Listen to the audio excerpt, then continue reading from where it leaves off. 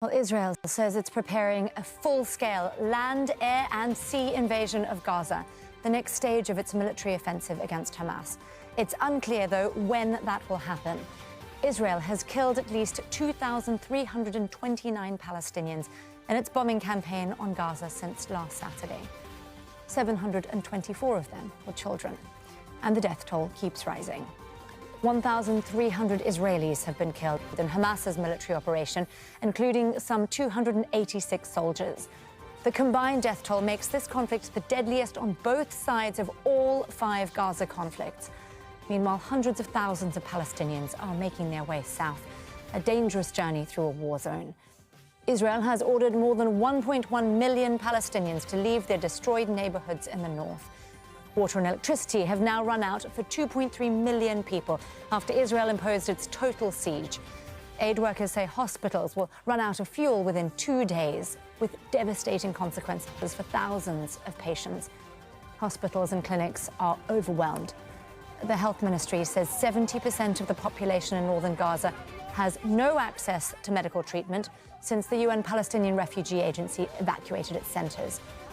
This video shows a paramedic responding to an attack in southern Gaza. That's where Israel had ordered Palestinians to flee for their own safety. Israel denies targeting the area. Well, let's get the latest now on the situation inside Gaza.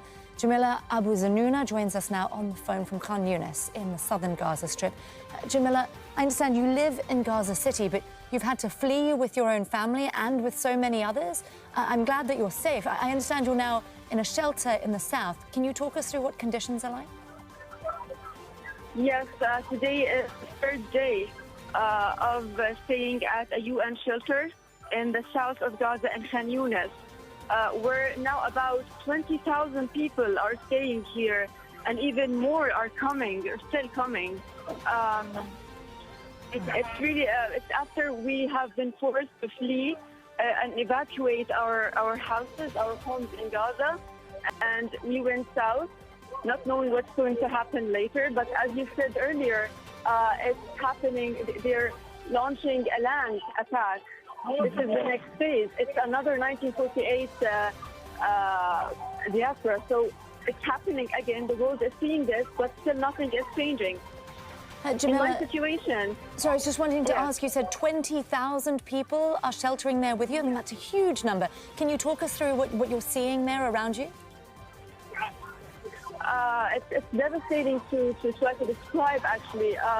We've been sleeping on the floor, literally. We have no access to clean water, no electricity, even no clean bathrooms, for instance. Even food is very limited. All the supplies are limited. And we have to mention that most of the people here, of the displaced people, are infants, children, and elderly people who need urgent assistance, medical assistance. Jamila, we've also been hearing that there have been strikes on people as they've been fleeing the northern part of the Gaza Strip. What do you know about that? It's true. Yesterday, one of the families who evacuated, who came to the shelter we were in, they're saying that they evacuated the last minute, and the other people who were fleeing after them were completely bombarded while they were on the way. So it's not safe. They say they're making ceasefires for people to give people a chance to flee their home to the south, but still there is no safety. Jamila Abu Zanouna there. Jamila, please do stay safe with your family. Thank you for sharing that report with us. We'll be staying in touch with you in the coming hours. Thank you, Jamila. Well, Hamas is continuing to fire rockets from Gaza into southern Israel. Warning sirens have sounded across Israel, with people in the coastal city of Tel Aviv and the surrounding towns there taking shelter. Well, let's now go to Al Jazeera's Charles Stratford. He's in Sderot in southern Israel. Charles, there has been more movement by the Israeli military overnight. What's been happening? Well, just to bring you up to date where we are here in Sderot, I suppose the last half an hour or so, it's literally just stopped. But some very heavy and sustained gunfire that we can hear, we estimate probably around about a kilometre from here behind us towards the Gaza border. The Gaza border is around 3 kilometres. Nothing being said about this yet by the Israeli military, but what we do know is that in recent days, or since that initial attack on October the 7th, the Israeli army has been struggling to deal with repeated infiltration attempts by Palestinian fighters from Gaza. That kind of firefight would suggest possibly, although we can't confirm, another infiltration attempt. Meanwhile, we've heard a lot of outgoing. We understand heavy artillery pounding areas of Gaza from areas surrounding us here. And yes, as you say, there have been rockets fired by, that's another, we understand, outgoing. There have been rockets fired overnight, various different places, and this morning. We heard rockets being intercepted last night very loudly in Ashdod. As you mentioned, Tel Aviv, also Ashkelon.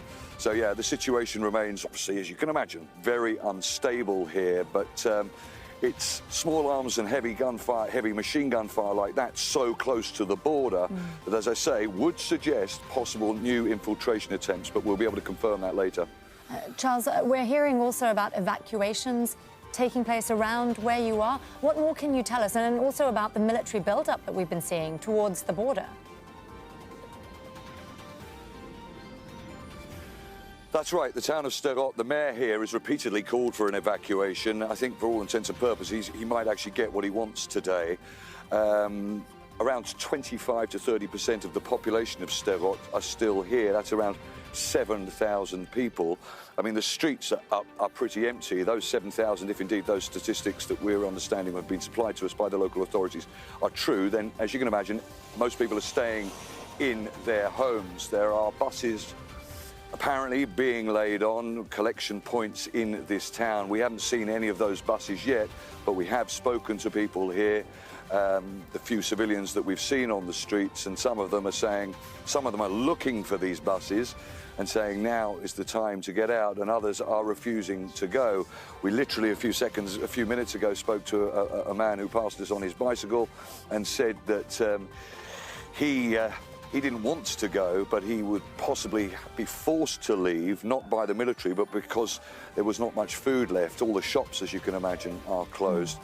It's a similar scenario in various towns close to the border as well, an attempt by the military to evacuate the remaining civilians from these areas. And meanwhile, the military build-up continues.